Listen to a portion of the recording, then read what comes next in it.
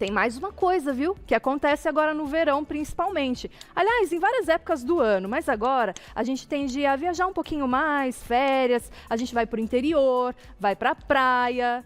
Quem já levou picada de inseto? Ah, meu Deus, não tem jeito, a gente leva. Em algum momento a gente leva picada. Mas tem casos mais leves, alguns casos pode ser grave também. E é sobre isso que nós vamos falar agora. Por isso eu recebo aqui a doutora Alexandra Sayuri. Seja muito bem-vinda, doutora. Feliz 2022 para você. Para você também. Obrigada. Olha, a doutora Alexandra Sayuri é alergista, é coordenadora do Departamento Científico de Anafilaxia da ASBAI, que é a Associação Brasileira de Alergia e Imunologia. Agora, doutora, essa época do ano que esquenta mais o clima, os insetos acabam picando um pouco mais, é assim mesmo? É assim mesmo, essa é a época, né, que a gente tem muitas reações, muitos insetos. Se bem que os pernilongos também estão bem abusados, né? Eles estão, é verdade, muito. Assim, toda época a gente encontra, mas nessa época de verão é pior mesmo. E principalmente porque as pessoas vão para áreas, né? Por exemplo, praias, para matos e ficam mais descobertas, na verdade, também, né? Agora, eu não sei vocês aí de casa, mas comigo acontece muito. Eu sou a pessoa, doutora, que quando vai pra praia ou vai pro campo, eu levo um monte de picada e às vezes eu fico muito chateada porque eu olho pro lado, tem uma pessoa que tá do meu lado que não levou nenhuma. Os insetos, eles escolhem a pessoa? Como é que funciona isso? É engraçado, sempre tem, né? Tem, alguém né? na família, né? Que fala, eu só não é fui à possível, praia, só né? eu ter levando picada aqui. Eu sou uma também. Você leva bastante também? Mas assim, não tem uma explicação exata, Tá. né? Tem várias teorias, na verdade. Algumas pessoas falam que exalar ácido, dióxido de carbono, né? Então tem pessoas que exalam mais pela respiração e daí atrai mais. Tem alguns, né, estudos que mostram que o calor também interfere nisso. A sudorese, pessoas que suam mais ou que têm uma temperatura corporal maior. Também isso, mas tem várias teorias, mas não tem uma explicação única. Uma explicação. É difícil ou às vezes fazer tudo estudos. isso junto, né? Às vezes o cheiro com a temperatura. Olha, que eu vou te falar, viu? Não é fácil, não. Agora, tem aquelas picadinhas, algumas pessoas que levam as picadas, que ficam aquela coisa mais superficial. Tem outras que já sofrem um pouquinho mais. Agora, dependendo da picada, dependendo do inseto, pode ser um caso mais grave também, né? A gente tem vários... Os insetos, né, eles podem causar tanto reações locais. Então, a gente tem, por exemplo, os insetos hematófagos, que são os pernilongos, os borrachudos, as pulgas, os percevejos, que podem dar só reações cutâneas. Tá. Então, são só bolinhas ou uma reação grande, local, né? Um borrachudo causa uma reação muito intensa no local. A pessoa, às vezes, se for no pé, a pessoa não consegue nem andar. Né? De verdade. Tão, intensa que é a reação. E tem aqueles insetos que causam reações mais graves por causa do veneno. Aí a gente tem uma outra classe, né, que são as abelhas, as vespas e as formigas, que podem, além de causar reações cutâneas, causar reações graves. Que a gente vai mostrar aqui um por um para vocês. Então, ó, já vou avisando, se tem alguma dúvida, vai lá no @VocêBonitaTV e já manda sua perguntinha, tá? E então, vamos colocar na tela o primeiro, que também acho que é o mais comum, talvez, não sei, que é o pernilongo, doutora. Isso, nessa época, né, principalmente aqui, realmente eles estão mais ativos e geralmente são reações bem assim, umas bolinhas vermelhas que coçam e tem algumas crianças que desenvolvem uma reação à saliva desse pernilongo e uma picadinha só desencadeia várias, né? Então, não é que são crianças que têm toda a perna cheia de bolinhas, os braços, regiões expostas, que a gente chama de estrófilo, que é uma reação intensa devido à saliva desse inseto. Então pode ser que a criança, ela teve uma picadinha só, mas por conta dessa uma picadinha aparece várias bolinhas no corpo inteiro. Eu não sabia disso. Principalmente em áreas expostas. Né? Porque eu já vi crianças, né, assim, dessa forma, mas eu pensei que ela tinha levado todas aquelas picadas e nem sempre é assim. Às vezes não. Às vezes é uma só, duas. E o problema é que criança coça, né? Então pode infectar o local. Esse que é o perigo. E como a gente percebe que está infeccionado? Aí você tem uma reação que tem uma secreção, geralmente é uma secreção purulenta, né? Forma uma casquinha, né? Que a gente chama uma crosta melicérica, que é uma crosta de pus. E fica realmente o local todo inchado, vermelho e não sara, né? Não cicatriza logo. Tá, aí precisa, de repente, procurar um médico para Sim. passar um medicamento específico para esse caso. Porque daí houve uma infecção secundária em cima da picada. Então, daí Entendi. você precisa de um antibiótico, às vezes. Tá certo. Então a gente coloca o próximo na tela, que também é bastante comum. Qual que é? É o borrachudo. Eu tive um contato muito bacana com esse camaradinho aí, esse final de ano, porque eu fui pra praia e ele estava lá todos os dias, falando um bom dia, uma boa tarde, uma boa noite pra mim. Eu levei muita picada do borrachudo e às vezes mesmo passando repelente, eu não sei se o repelente às vezes sai muito rápido, ele vinha e picava de novo. Agora esse dói um pouco mais geralmente do que o pernilongo, né? Esse dói mais, a toxina dele é bem mais potente, né? E os repelentes, às vezes com a sudorese, né? Às vezes geralmente eles estão nas praias, né? E nas matas. Então a gente às vezes faz caminhada ou entra na água e daí isso sai, né? O repelente. Então tem que ser reaplicado. Agora a picadinha dele é bem doída também. Não tanto quanto uma abelha e uma vespa, Sim, mas sim. ele deixa é bem característico, uma bolinha de sangue bem no centro, assim. E depois fica toda uma região, às vezes meio arroxeada. E uma reação local, bem grande, dependendo da pessoa. E né? às vezes coça e dói ao mesmo tempo, né?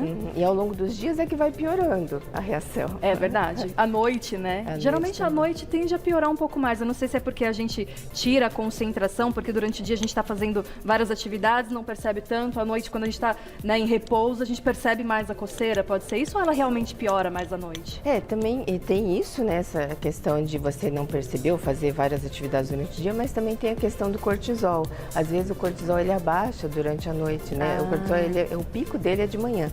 Então ele vai diminuindo e à noite, e o cortisol é importante também para essas reações segurar, né, esse processo inflamatório, e às vezes ele diminui e daí aumenta esse poder inflamatório no local. Agora, no caso do repelente, a gente tem que reaplicar de quanto em quanto tempo? Ou tem algum repelente também específico que seja melhor que algum outro, enfim? Tem Qual que é a várias dica? marcas, né, várias substâncias, e sempre seguir, lógico, as instruções. Tem repelente que dura 10 horas, tem repelente que a cada 8 a 6 horas tem que ser aplicado. Agora, assim, em bebês é menor, né, o tempo. Porque a concentração é menor. E as concentrações dos repelentes, elas, na verdade, não é a potência, né? Que de quanto mais concentrado é mais potente, não. Na verdade, é o tempo que você tem que aplicar. Quanto mais concentrado, você pode durar mais tempo, né? E quanto menos concentrado, tem que reaplicar mais vezes. Mas tem que tomar muito cuidado com crianças e bebês, porque não pode ficar aplicando a todo momento. Às vezes a gente pede para aplicar na roupa, né? Ou usar roupas adequadas para não ficar reaplicando a todo momento esse repelente. Cobrir mesmo, e na hora de dormir aquelas telinhas, Isso. a tela na janela sempre funciona também, Sempre ajuda funciona, muito, sim, né? principalmente para criança pequena. No caso de praia, você vai tomar sol, eu passo primeiro o protetor solar, depois o repelente ou ao contrário? Sempre o protetor solar. Primeiro? Sempre, primeiro. E depois de uns 30, 40 minutos, aí eu aplico o repelente. Tá. Tem repelente já no mercado que tem um protetor solar também, mas é de baixa potência, então é baixa a proteção, né? Então, se você precisar de uma proteção maior, tem que aplicar primeiro o protetor e depois o repelente. Tá certo. Vamos colocar então agora, aí, olha, já está na tela, os sintomas, né? Sintomas de picadas de pernilongos e borrachudos, que seria então a coceira intensa, vermelhidão, inchaço na área e bolinhas avermelhadas. É isso então nesses dois, porque daqui a pouquinho a gente vai passar aqui para vocês, ou agora, Glaucia, a gente já continua com outros que são às vezes mais graves e dependendo da pessoa pode ter a chamada anafilaxia, certo? Então vamos colocar na tela qual que é o próximo? Olha lá, é a formiga. E depende da formiga também, né? Acredito que eu já levei algumas também, mas tem picadas mais leves e picadas mais graves de formiga. Sim, depende muito da espécie, né? Tá. As formigas que causam reações anafiláticas são as lava-pés ou chamadas formigas de fogo, que são aquelas do jardim. E tem a preta e a vermelha. Então tem a do jardim, né, do quintal da casa. Então essas são as perigosas também, né? E está muito perto da gente, né? Ele sobe em apartamento, né? Então tem realmente formigas em apartamentos, nas casas, então está muito próximo. E mais uma vez tomar cuidado com as crianças, né? Às vezes elas estão de roupinha, pisa num formigueiro e aí você tira aquela superficial, mas às vezes entrou por dentro da roupa, continuou picando. Então acho que o ideal é tirar toda a roupinha, né? Para verificar tudo, né, para doutora? verificar realmente tudo mesmo, porque às vezes elas entram mesmo e fica debaixo, né? E a pessoa não vê. Exatamente. E aí tem alguns produtos aqui, algumas coisas que você trouxe, para dar algumas dicas também do que a gente pode fazer na hora da picada, nessa picada mais leve, e também no momento mais difícil. Para essas picadas mais leves, digo assim, né? Por exemplo, que só ficou um inchaço, ou aquele vermelhidão, aquela coceira, aquele ardor, o que eu posso fazer na hora da picada? Então, na hora, você pode aplicar medicamentos tópicos. Geralmente a gente usa corticoides tópicos. Pode ser aplicado às vezes um gelo para aliviar um pouquinho a coceira. O gelo ajuda. Então. Uma água gelada, principalmente em crianças, porque elas coçam, né? E daí vai machucar e, como eu falei, pode infectar. Então, só para aliviar, isso daqui é só para diminuir a intensidade da coceira. Porque a reação ela vai ser só local desses insetos que, né, os hematófagos, os pernilongos, os borrachudos, então só sintomáticos que a gente chama. E essas seria uma pomada em forma de pomada, né? Isso, geralmente são pomadas e são corticoides tópicos. Aí seria legal falar com o médico, já indicar para você ter ali na bolsa. E levar com você, né? Principalmente quem tem mais alergia. E de repente, se a coceira for muito intensa, e são pessoas que já têm essa tendência, a gente orienta também antialérgicos para tomar. Ou em forma de xarope ou em forma de comprimido. Por isso é legal já consultar o médico antes de viajar ou antes de ir para algum lugar, para já ter ali na bolsa, se você já tem essa tendência. Porque chega na hora, o desespero é tanto, às vezes, depende da quantidade de picadas que você leva. Porque, Deus do céu, olha, eu tô realmente um pouco traumatizada, doutora, porque não foi fácil esse final de ano. É que não dá para mostrar, senão eu mostraria a minha perna como é que tá, cheia de pontinhos, agora tá melhor já. Então, na hora do desespero, você fala, olha, se alguém falar para passar alguma coisa absurda, você passa, porque você tá desesperado. E aí, quando você tem algo certo na bolsa, uma pomada correta, né, o remédio que o médico já receitou, aí fica mais tranquilo, aí você já passa, né, mais tranquilamente por essa fase. Esteticamente é muito ruim, né, porque pode ficar manchar a pele, as mães ficam preocupadas com as crianças. E depois da picada, geralmente você continua ali no sol e às vezes com a picada, aquela inflamaçãozinha e o sol pode manchar também, né? Pode manchar. Então tem que tomar bastante cuidado e reaplicar aí protetor, muito protetor solar. Tem mais um então na tela? Olha só, qual que é? É a abelha. Olha, eu tô bem, né, nessa lista, porque eu já tomei picada de todos eles que já passaram por aí. Acho que a maioria das pessoas, né? Em algum momento você já tomou picada de todos esses bichos também? Acho que todo mundo, né? A maioria. Então tem as abelhas que aí eu acho que já começa a ficar um pouquinho mais grave do que a formiga ainda, né, doutora? Não, a formiga também. A formiga pode dar reações graves. Graves também. Principalmente em crianças. Né? No ambulatório do Hospital das Clínicas, a gente tem a maioria com reações anafiláticas por ferradas de formiga em crianças. Crianças são mais acometidas. Então tem que tomar muito cuidado. Lógico que são reações muito raras, né? Não é que todo mundo vai ter, não. A maioria tem reações locais, mas alguma porcentagem pode ter uma reação mais grave, seja de formiga, seja de abelha ou seja de vespa. Agora explica pra gente o que é essa reação anafilática. A reação anafilática é uma reação sistêmica em que você tem o acometimento de vários órgãos ao mesmo tempo envolvidos. Então pode ter 80% dos casos envolve pele. Então tem calombos pelo corpo, que as pessoas chamam de urticas, né? Ou calombos, então são lesões altas, avermelhadas, que coçam bastante. Pode ter inchaço de lábios, de orelhas, de pálpebras, inchaços deformantes mesmo. Fica muito inchado, muito bem inchado, evidente. Bem evidente. Daí a gente pode ter acometimento do sistema respiratório, dando tosse, falta de ar, chiado no peito, aperto no peito, sintoma gastrointestinal, então náuseas, vômitos, diarreia e sintomas cardiovasculares que são os graves, né? Então a pessoa desmaia, pode ter a liberação de esfíncter, que a gente chama, ou seja, ela urina e defeca nas calças porque não tem, já perdeu, né, esse controle. Nossa. Então é uma reação muito grave. Aí os primeiros sinais tem que correr para o médico? Isso, já tem que, né, um pronto atendimento. Pronto-socorro. Quanto mais tempo demora a gente aplicar o medicamento que é a adrenalina, mais grave a reação. Então, é muito importante a pessoa realmente não ir. Muitas vezes a pessoa, eu vou dar um banho na criança, né? Levou uma picada de formiga, ou pisou no formigueiro, vamos dar um banho, né? Não, tem que já correr para o hospital se começarem a surgir esses sintomas. Isso, certo? já tem que ir imediatamente. O próximo na tela, então, depois da abelha, seria a vespa, que eu acho que é a mesma coisa que marimbondo. Isso, marimbondo é uma vespa, na verdade. É um tipo de vespa, é um tipo de certo. Vespa. Então, aí também ela acaba sendo pior que a abelha? Como é que é? Ou também pode ter sintomas iguais? Não, sintomas iguais, né? Então, depende muito da pessoa, é uma probabilidade, uma chance da pessoa ter essa reação. Tá. Então, se a reação for grave, pode ser qualquer um deles. E vamos colocar os sintomas também aí na tela, olha só.